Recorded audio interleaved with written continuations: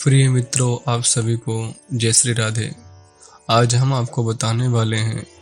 कि लक्ष्मी माता की कृपा कहाँ होती है, वह कहाँ निवास करती हैं और कहाँ निवास नहीं करती हैं। तो हम आपको बता रहे हैं। गरुड़ पुराण के एक श्लोक में कहा गया है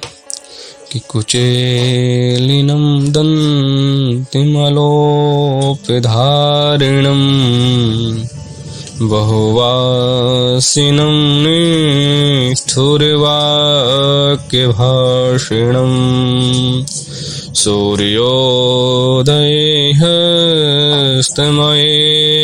शयनम् विमुञ्चति श्रीरपि चक्रपाणिनम्। तो गरुड़ पुराण का यह श्लोक बता रहा है कि जो व्यक्ति गंदे वस्त्र धारण करता है, अर्थात बिना धुले हुए वस्त्र को धारण करता है, दांतों को स्वच्छ नहीं रखता, अर्थात जिसके दांत गंदे होते हैं, पीले होते हैं, अधिक भोजन करता है, ठूस ठूस कर खाता है, कठोर वचन बोलता है, जिस वाणी से दूसरों को कष्ट होता, जिसकी बात को सुनकर के दूसरों को दुख पहुंचता है, ऐसी वाणी का प्रयोग करता है, ऐसी बात को बोलता है।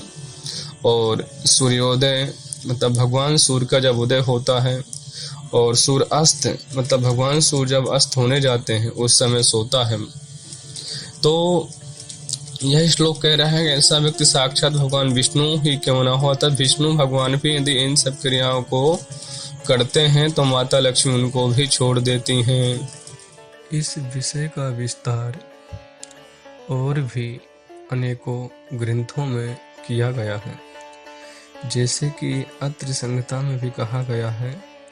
कि दीपशय्या सनच्छाया कारपासम दंतधावनम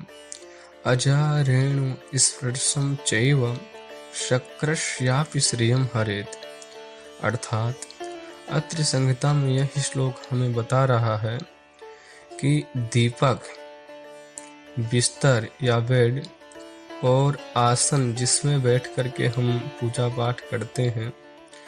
या फिर यह कह सकते हैं कि जिसमें बैठ करके हम भोजन करते हैं, तो दीपक की लौ की जहाँ तक छाया जाती हो, बिस्तर या बेड की जहाँ तक छाया जाती हो, या जिस आसन में बैठ करके हम भोजन पूजा पाठ करते हैं उसकी छाया जहाँ तक जाती हो, वहाँ तक हम लोगों को खड़ा नहीं होना चाहिए या उसकी छाया से दूर हट करके ही खड़ा होना चाहिए। और भी कहा गया कि कपास की लकड़ी का दतून और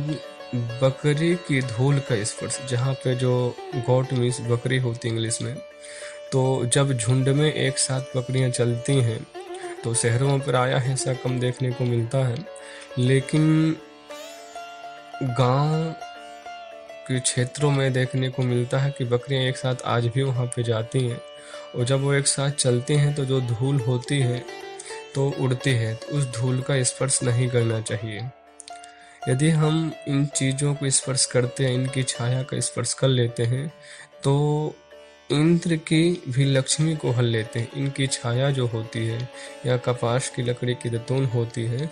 इंद्र की लक्ष्मी का भी हरण कर लेती हैं। तो ये अत्रि संहिता में इस श्लोक में हमको यह बताया गया है।